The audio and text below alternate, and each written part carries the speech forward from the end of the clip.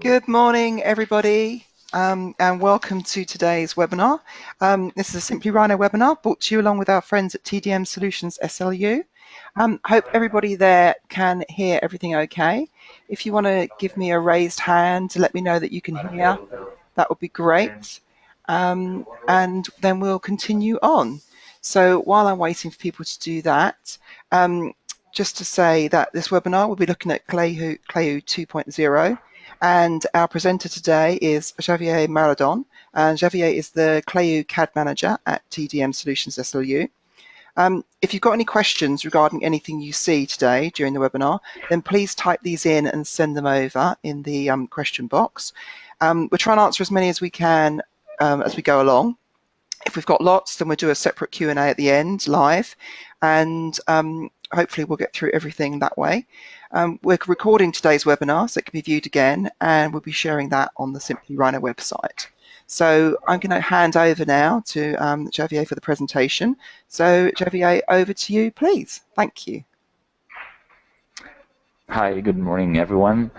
So we're going to start a little bit with Clayoo 2.0. Okay, the first that we've implementing Clayoo 2.0 in difference with Clayoo 1 is that we have had the three technologies that we had before. It's the Subdivision, the emboss, and the sculpting, and we have merged all together to the Clayoo 2.0.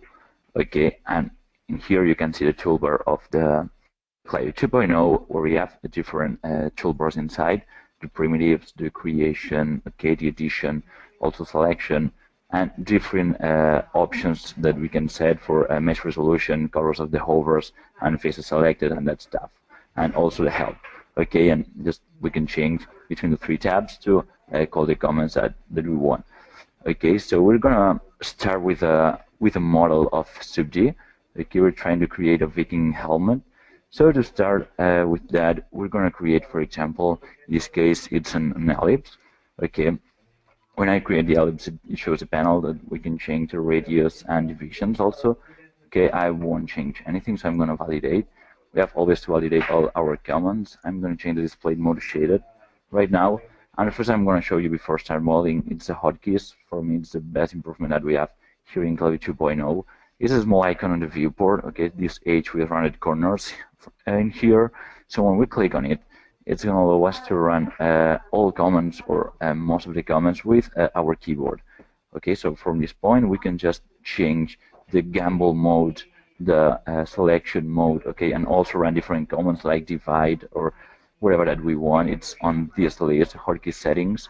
Okay, we can run everything with our keyboard. So while I model, I'm going to use only shortcuts.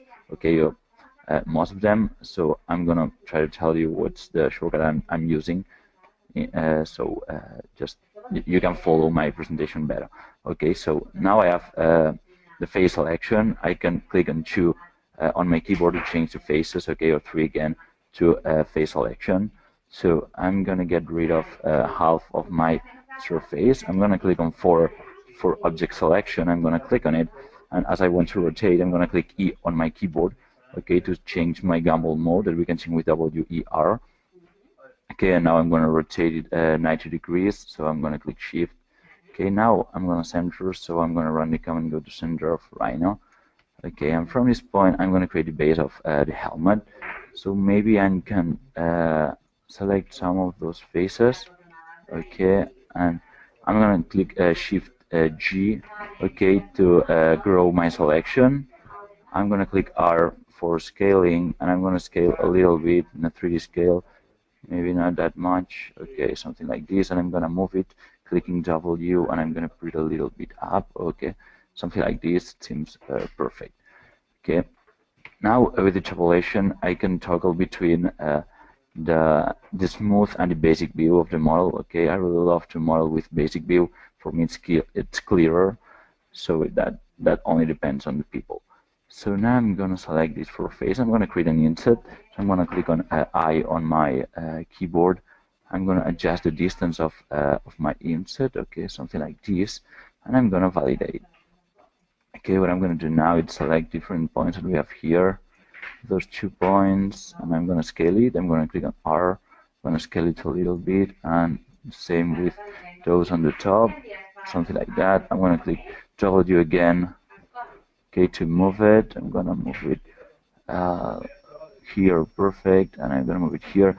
I'm trying to prepare where the horns are gonna start. Okay, so I'll try to create a shape, the desired shape, okay, to create my horns in here. So maybe I'm gonna select again 2 points and increase a little bit. Okay, that's more or less the shape that I want. So I'm gonna select these faces.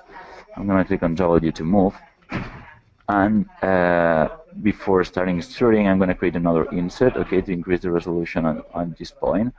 Okay, and I'm gonna validate.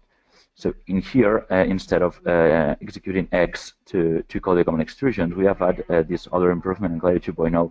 There is just holding Alt on our keyboard and moving the gumball. Okay, we can create an extrusion directly. Okay, without having to run the command every time.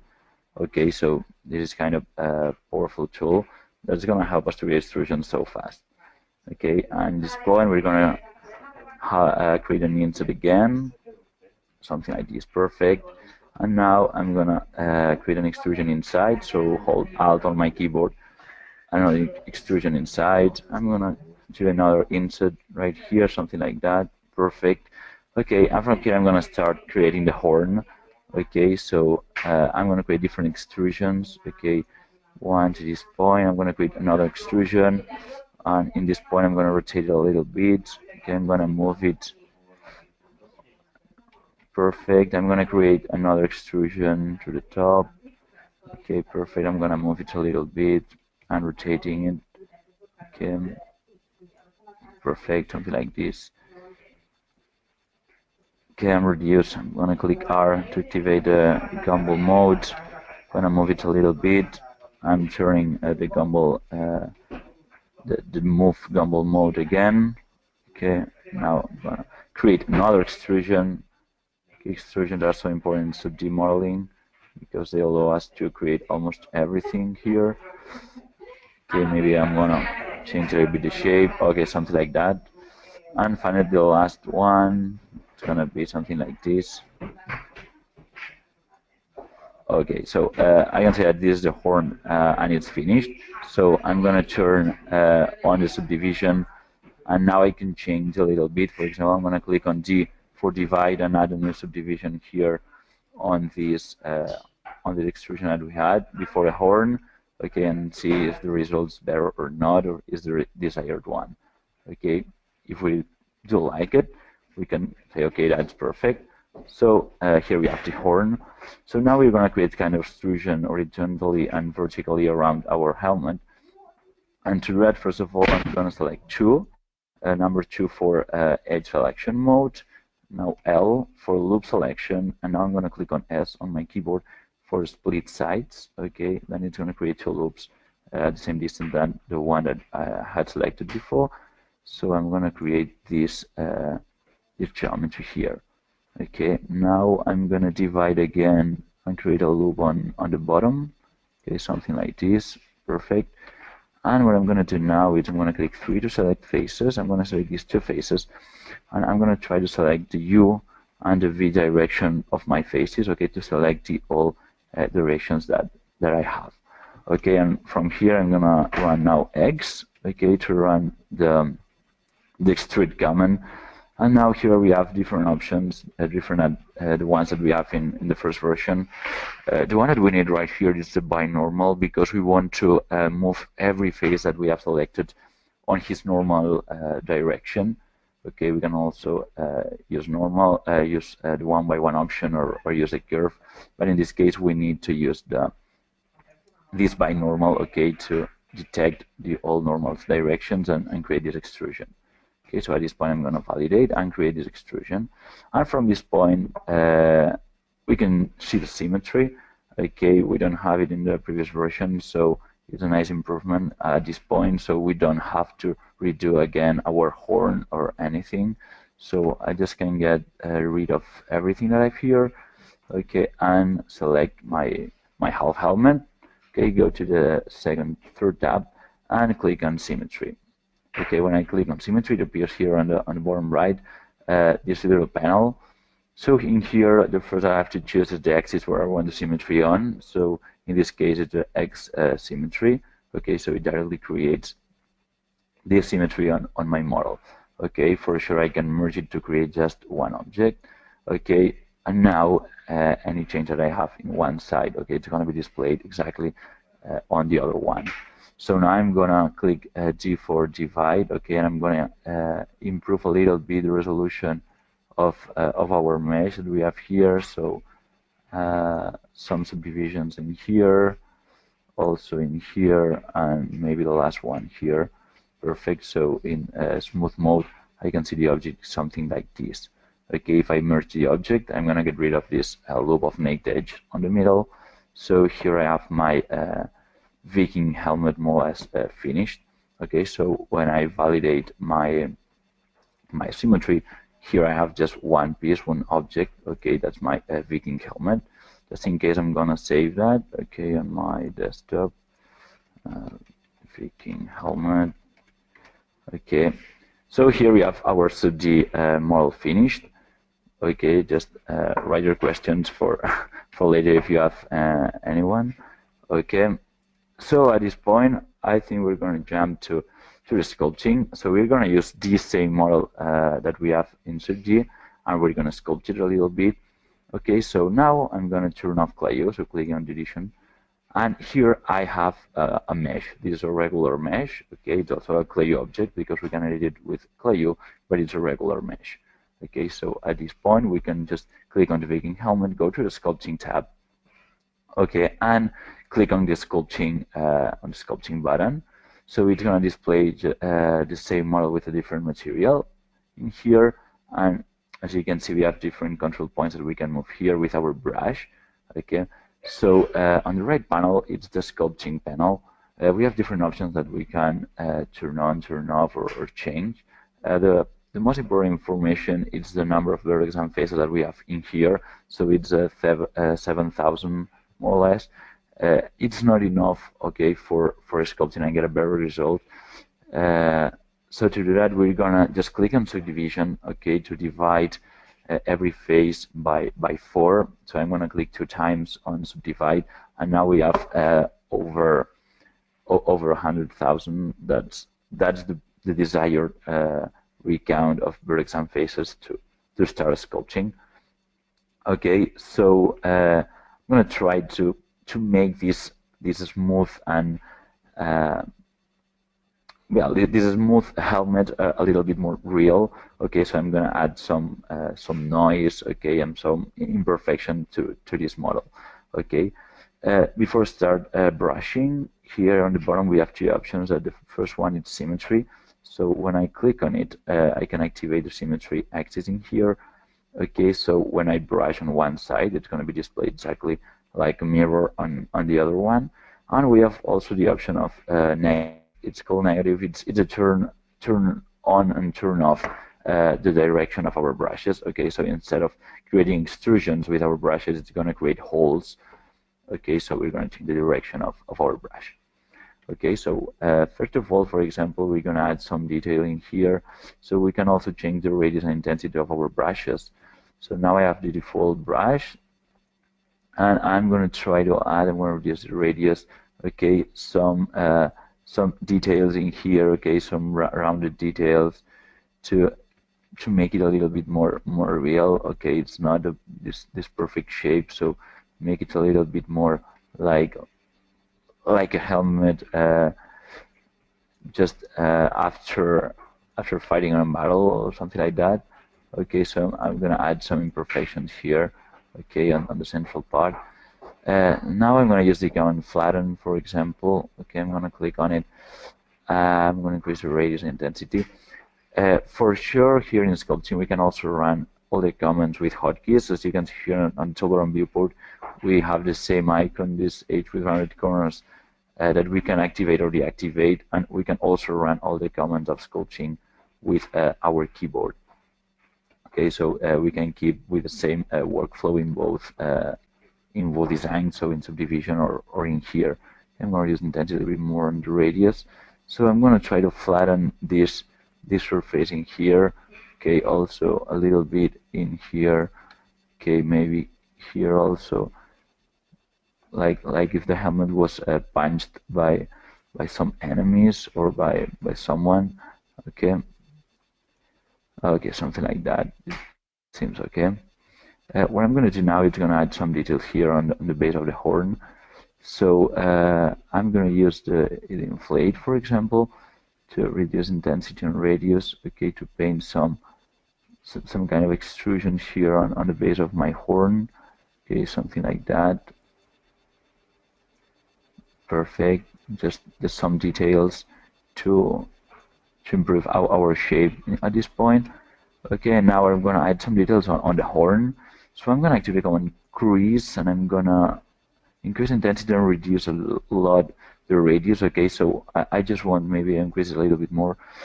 I just want thin lines. Okay, that remembers that this is a real horn. Okay, and I'm gonna create some of them for extruding, and some of them creating holes. Okay, along these small creases edge. Okay, so something like that. Perfect. And I'm gonna turn the negative direction, and I'm gonna paint a little bit more here to create some holes in here. Okay, perfect. Okay, something like this. Okay, and it turns like a more realistic horn in here. Okay, for sure we can display it in rendered mode. Okay, maybe we can appreciate a little bit more the details. Okay, and when we have finished this, we have touched a lot our topology in here. I always recommend to use the smooth. Okay, the smooth is brush that allow us to rewrite again. Okay, to our main topology. Okay, so it's trying to reduce all the noise that we had. Okay, all the imperfection that we've made with our brush. Okay, so it's trying to remove the changes that we've made. Okay, to reduce if in case that we have increased too much, or we have created too much extrusions, or some details that we want to get rid of, or everything. Okay, so I'm gonna just paint a little bit with my smooth brush. Okay, perfect, something like this. Unfortunately, I can add some more details here on the top. Okay, or I can, for example, inflate with a small radius, and create some details. Okay, like details on the bottom of my helmet. Okay, to well to still painting to get the desired shape that we want in here. Okay. When finishing, I always recommend to use smooth, always. Okay, to avoid not as smooth shapes. Okay, or not perfect shapes in here. So when we finish the model, what we only have to do is validate. Okay, so when we click on the validation icon, it's going to turn on a mesh. So now we have only a mesh in here. Okay, now we can go back to the Clayoo edition mode, because we have turned on a regular mesh to sculpt on it. So now it's not an editable object of Clayoo, but here we have a mesh. Okay, I always recommend to save before sculpting our 2D model, instead of in case that we want to change everything after the sculpting. So just use the the file that we had before. Okay, and then just sculpt our model. I think that we are fine with time, so we can see a little bit of the emboss. Okay, so I'm gonna save that, and I'm gonna get rid of everything. I'm opening a new file. Well, I'm just get rid of that. I'm gonna go to the emboss tab. Okay. In here, what we're doing in emboss, it's using curves to create our models. Okay, so the first thing I'm gonna do, it's use this common raster to vector. Okay, it's gonna allow me to from vector, I'm gonna look for an image on my computer. Okay, for example, this image of a Viking boat. This is the Viking dam that we are today. So when I validate, I can get these curves from this vectorized image, okay, that we can find anywhere. So I'm going to reduce a little bit those curves. Okay, I'm going to try to create like a metal, okay, with this image on it. So to create the base of the metal, I'm going to create an ellipse, a rhino ellipse. So something like that, for example. Okay, I'm going to move a little bit the Viking boat. Okay, and from this model, I can run the emboss. Okay, I'm going to open a new emboss project. Okay, so in here we can it opens a new project settings. So we can here define the width of our piece and also the height, and we can just readjust resolutions and everything on the model. Okay, so for me it's okay right now, so I'm going to validate, and it's going to display on the right panel the embossed operations. Okay, so in any operation we have to add a curve. For example, I'm going to add an operation. I'm going to add a curve. For example, the external one to create a base of my metal. Okay, and when I validate, it appears a profile with two gambles that I can change. Okay, the height of and the width of my profiles. And when I refresh, it's going to calculate the geometry of my profile that I've chosen. Okay, and with my profile, okay, for sure I can go to my profile and I can change it, for example, to another one. Okay, and I can readjust again uh, the shape, and when I refresh, okay, it's gonna appear the new shape that we have created. Okay, now I'm gonna create another operation. So I'm gonna select all the curves that are not the metal, so all the boat with the small waves and everything. So when I click on it, I can readjust a little bit the profile, okay, maybe a little bit more, and refresh again. Okay, and here we have our model of our boat in here above the base that we had before. Okay, uh, now I'm gonna hide the gambles. I'm gonna try to paint with another image on the top. So what I'm gonna do now is I'm gonna add a new operation. Okay, I'm gonna change the brush to the carbon copy. Okay, and the carbon copy is gonna allow me to load an image, for example, a waves image. Okay, something like that. And this is gonna allow me to just paint this texture on my metal. Okay, so I'm gonna select the curve, and I'm gonna select my all object. Okay, and when I refresh, we can just display this kind of waves here on behind our boat, because we have selected all the curves, so we are only painting between one curve and the other one. So we can just watch all these curves, okay, behind our boat. Okay, now for sure we can add some operations to refine a little bit this model, but so far I think it's quite good. So what I'm gonna do right now is validate my metal, okay, and in here it starts calculating my model, okay, and what we have right now, it's not the real model, okay, it's just visualization. Uh, so we can just pull and push our gambles and get the desired shape. So it's when we validate that what it's calculating the real model. So now it's creating the model, and after this step, we can reduce the weight a little bit, okay, and create the real mesh of our model. Okay, so at this point, maybe we'll have to wait 5 seconds more. Okay, so when we validate it, it appears the decimator that allow us, for example, to reduce the weight of our model 50%.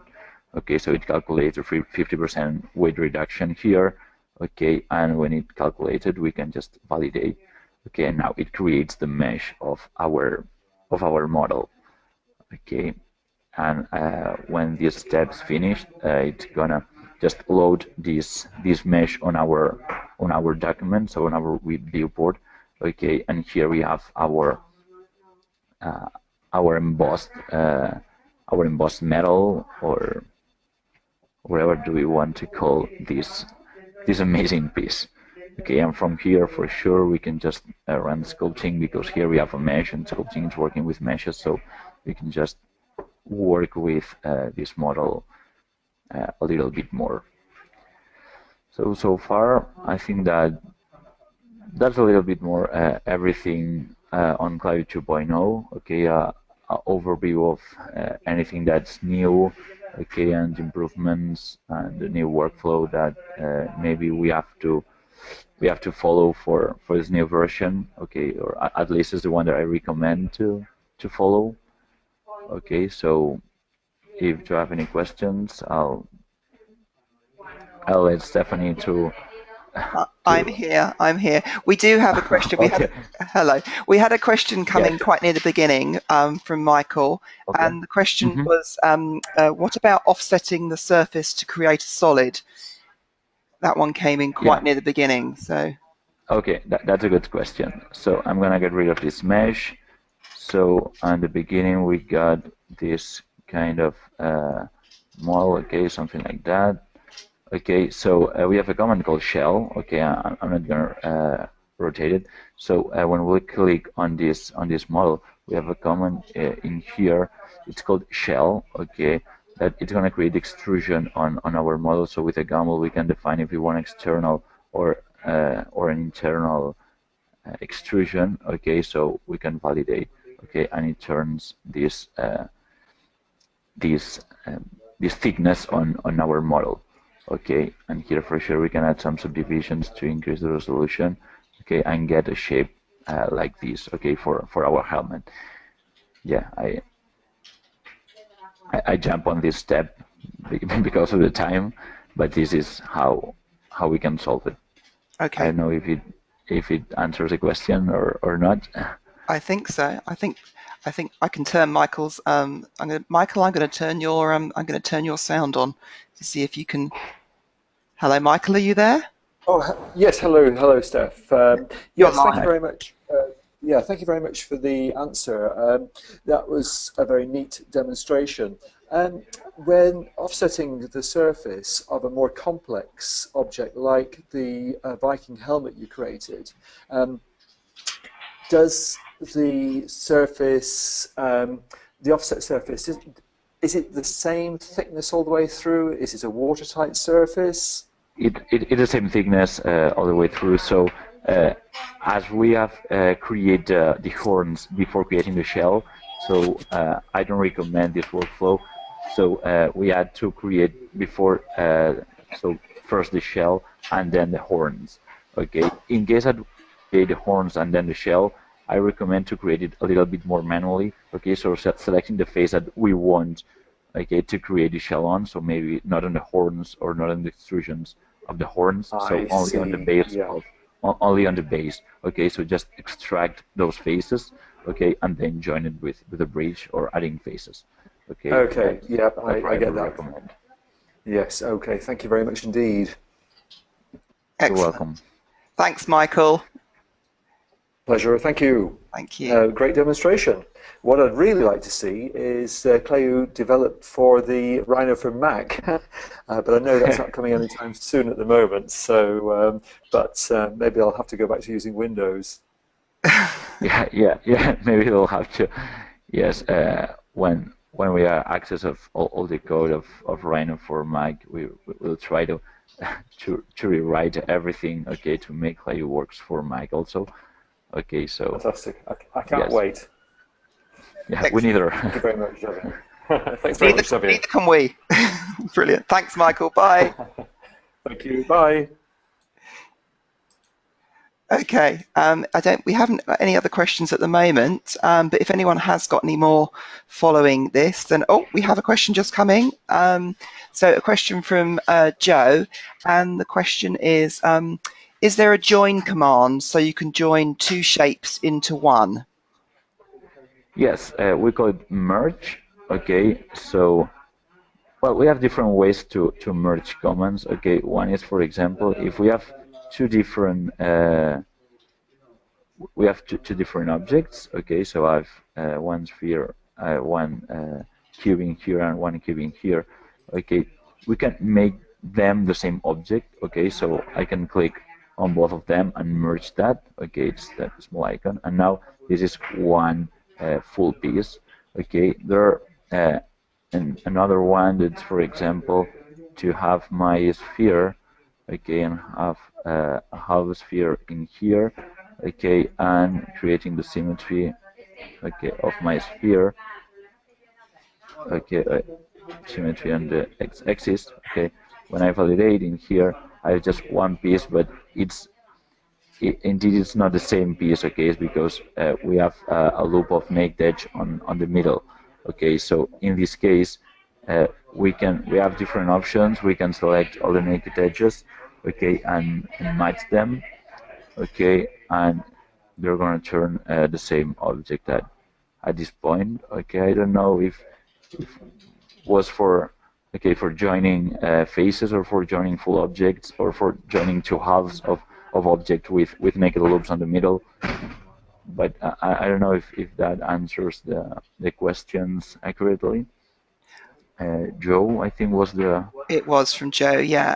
Well, whilst we're waiting for Joe to let us know if that's all right, which I think it probably was, just had one last question come in, and the question is about with Clayoo 2.0, the compatibility with Rhino 6, which is incoming soon, I believe.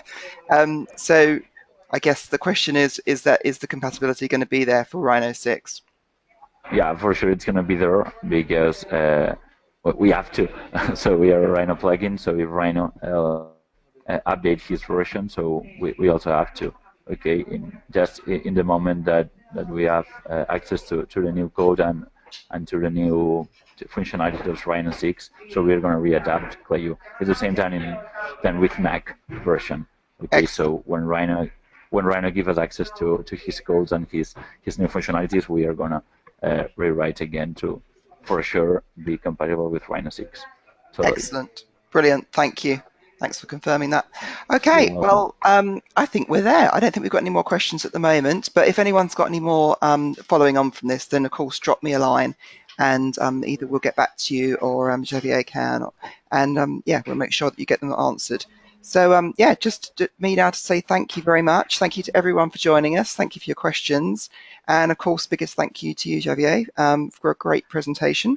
And thanks also to your big team at TDM. And yeah, we'll be back soon. We've got another webinar with Pedro from TDM next week. That's a Rhino Gold one on the 11th of May. And you can find out more about that oncoming webinars on the Simply Rhino page. And of course, this one has been videoed. So I'll make sure that everyone that's attended today gets a copy of the video so they can watch it again at their leisure. And we hope to see you all again soon in the future. Thanks very much, everybody.